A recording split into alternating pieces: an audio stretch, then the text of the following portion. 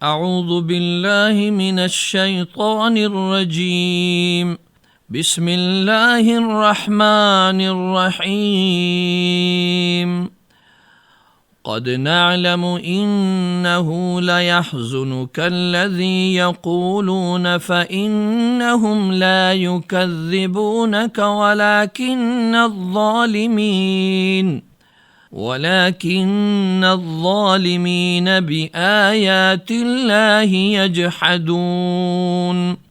وَلَقَدْ كُذِّبَتْ رُسُلٌ مِّن قَبْلِكَ فصبروا على ما كذبوا وأوذوا حتى أتاهم نصرنا ولا مبدل لكلمات الله ولقد جاءك من نبأ المرسلين صدق اللہ العظیم۔ آیت مبارکہ کا ترجمہ: اے محمد صلی اللہ علیہ وسلم، ہم جانتے ہیں کہ ان لوگوں کی باتیں آپ کو غمزدہ کر دیتی ہیں، لیکن یہ ظالم آپ کو نہیں جھٹلاتے بلکہ اللہ کی آیات کے منکر ہیں۔ آپ سے پہلے بھی رسولوں کو جھٹلایا جا چکا ہے، تو جن باتوں میں انہیں جھٹلایا گیا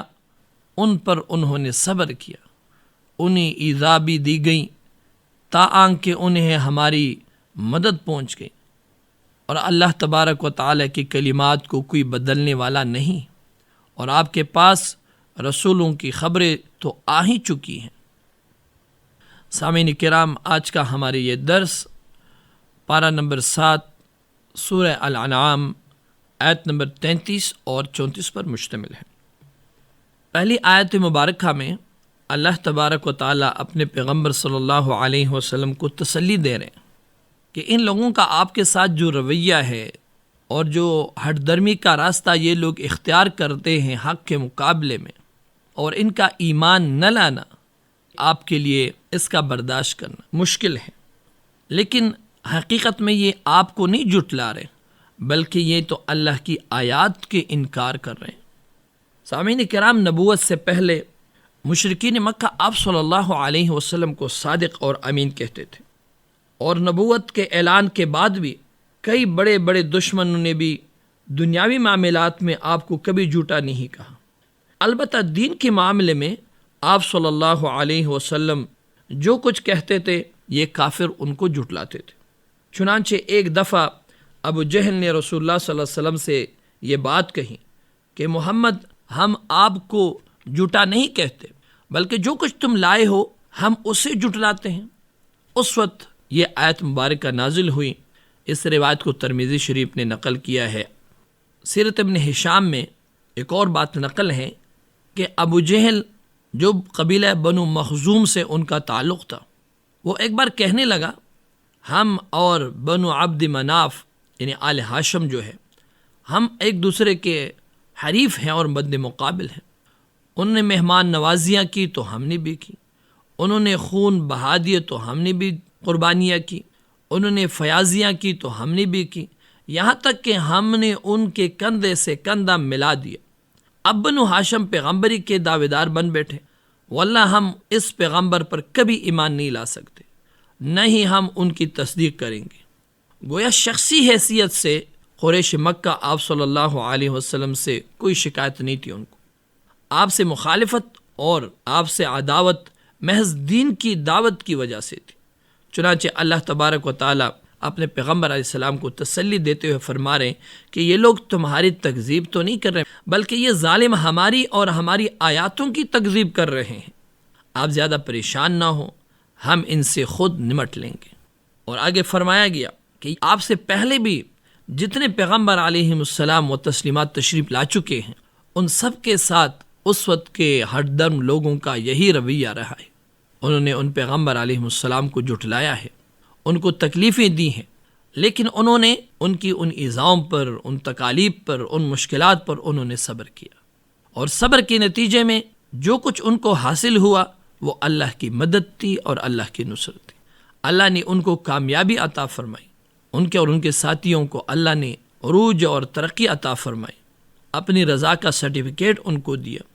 اور جو ہٹ درم تھے وہ مختلف عذابوں کے شکار ہو گئے۔ فرمایا گیا وَلَا مُبَدِّلَ لِكَلِمَاتِ اللَّهِ، اور یہ یاد رکھیں کہ اللہ کی کلمات کو کوئی بدلنے والا نہیں ہے۔ یہاں کلمات سے کیا مراد ہے؟ مفسرین فرماتے ہیں سامعین کرام یہاں پر کہ یہاں وہ قوانین اور وہ سنتیں جاریہ ہیں جو حق اور باطل کے معرکے میں پیش آتے ہیں، اور ہوتا یوں ہے کہ نبی اپنی دعوت کا آغاز کرتا ہے، ہر طرف سے مخالفت شروع ہوتی ہے اور لوگ اس کی مخالفت پر کمر بستہ ہوتے ہیں، لیکن اسی معاشرے میں کچھ سلیم الفطرت اور اچھے اخلاق فاضلہ رکھنے والے لوگ نبی کی دعوت کو قبول کرتے ہیں۔ آج بھی آپ ایک بات کہیں تو معاشرے میں بہت سارے لوگ کچھ ہٹ درمی کی وجہ سے، کچھ اپنی نسل اور حسب نسب کی بنیاد پر، کچھ اپنے سٹیٹس کے بنیاد پر سامعین کرام آپ کی مخالفت کریں، لیکن معاشرے کا کچھ سلیم الفطرت لوگ جو عقل سے کام لیتے ہیں، جو حق کو حق سمجھتے ہیں، ایسے لوگ آپ کی بات کو قبول کریں گے اور آپ کی بات کو سنیں گے۔ تو اللہ کی سنت یہ ہیں کہ جب سلیم الفطرت لوگ اس پیغمبر کی ساتھ دیتے ہیں، ایمان لاتے ہیں، تو اس کے مقابلے میں حق کے دشمنی پر کمر بستہ ہونے والے لوگ ان پر ظلم اور تشدد کرتے ہیں، اور وہ یہ ظلم اور یہ تشدد اور یہ ستم یہ سہتے ہیں اور اس پر صبر اور ثابت قدمی دکھاتے ہیں۔ آہستہ آہستہ ان کی افرادی قوت بڑھ جاتی ہے، اور پھر ایک ایسا وقت آتا ہے کہ وہ کمزور ٹولہ جو حق پرست ہے وہ باطل کے مقابلے میں کھڑے ہو جاتے ہیں۔ تب اللہ کی مدد ان کا ساتھ دیتی ہیں، اور اللہ تبارک و تعالیٰ اپنے اس قانون کے مطابق ان کی مدد فرماتے ہیں۔ جیسے بدر کا معرکہ ہوا، اس آیت کی مثال بدر کا معرکہ ہے۔ پوری سی یہ جو خلاصہ میں نے بیان کیا، نبی علیہ السلام کا آغاز، پھر لوگوں کا ملنا، پھر وہاں سے نکلنا، اور بدر میں آپ کو آپ کی چھوٹی سی جماعت کا کفر کے ساتھ مد مقابل ہونا اور اللہ کی مدد کا آنا، یہ اللہ کی سنت ہے۔ کلمات سے یہ مراد ہے۔ وَلَقَدْ جَاءَكَ مِن نَبَإِ الْمُرْسَلِينَ، اور فرمایا گیا کہ آپ سے پہلے لوگ جو انبیاء علیہ السلام تھے، اللہ نے اپنے کتاب عظیم میں ان کا تفصیل لی، ان کی تاریخ، ان کی دعوت کا طریقہ کار اور اللہ کی مدد اور نصرت، وہ اللہ نے آپ کو بیان کر دیا ہے۔ لہذا سامعین کرام، ہمارے لیے اس میں سبق یہ ہے کہ ہم بھی حق کو دیکھ کر، حق کو سن کر اس کے اتباع کریں، حق کہنے والے، صداقت کے راستے پر چلنے والے سچے لوگوں کا ہم ساتھ دیں، ان کے ساتھ شامل ہو جائیں، تاکہ جب اللہ کی مدد آئے اور اس راستے میں اگر کوئی تکلیف آتی ہے تو اس پر صبر کرے، اور حق کے راستے پر ڈٹ کر ظلم کا، زیادتی کا، ناانصافی کا مقابلہ کریں، اور تب اس کے بعد اللہ کی مدد ہمارے ساتھ شامل حال ہوگی۔ یہ سنت آج بھی اللہ زندہ کرتا ہے، لیکن حق کے راستے پر کھڑا ہونے کی ضرورت ہے۔ اللہ تبارک و تعالی ہم سب کو نیک عمل کی توفیق عطا فرمائے۔ وآخر دعوانا ان الحمد للہ رب العالمین۔